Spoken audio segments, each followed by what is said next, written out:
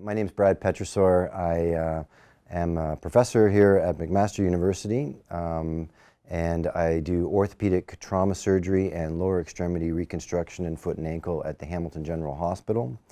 And I've been on staff here for 15 years. As a way of getting involved with the USTOP program, which is the Uganda Sustainable Trauma Orthopedic Program, and it was initially started by the team out in BC.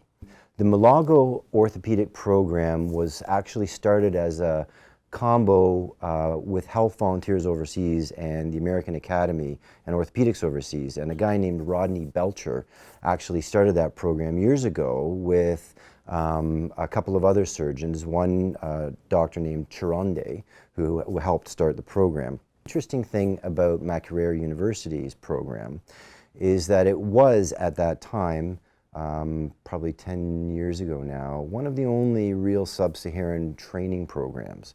So they would pull people from Sudan, from Uganda, from Tanzania, Rwanda, Congo. So they were a real training program. And so the ethos behind USTOP was not that we are coming here to do surgery and look after the population.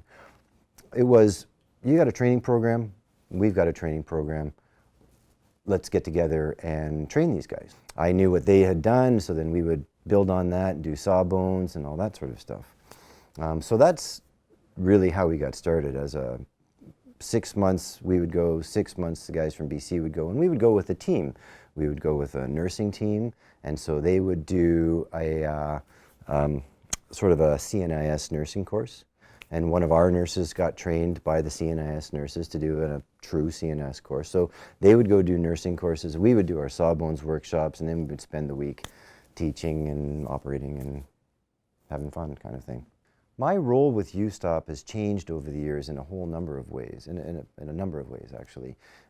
Starting out from just going and being a part of the program versus becoming more of an educator. For me now, it's a vastly different experience because I have friends there and people that I've trained and colleagues that we work with, and joined the the Orthopedic Society of Uganda, sorry, as they call it, OSU.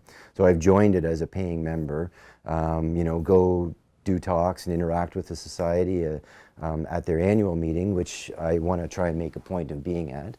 And then I would go to still do a week at Mulago. So for me, it's now a different feel. It's gone beyond sawbones. And so, but when I go teach residents, I do just what I do here. We go over cases. And this is first line, this treatment, second line treatment, third line treatment, you know, and then I modify things a little bit in terms of, okay, what if you don't have this implant? What implant are you going to use? What are we going to do? What's the next best thing? So for me, there's been lots of morphing over the past 8 years. The number one morphing thing is the building of different relationships, I think. Canadian system of surgery and healthcare is really unique. Isolatedly unique. However, we think that everybody should be like that system sometimes.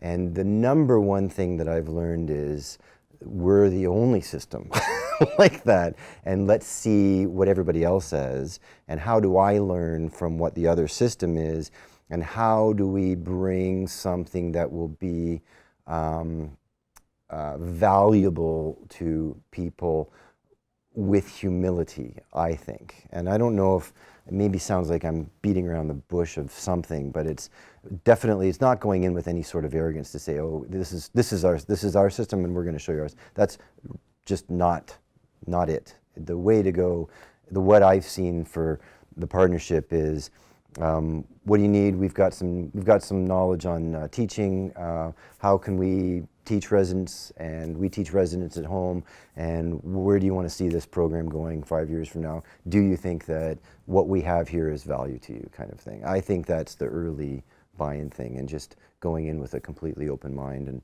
and humility.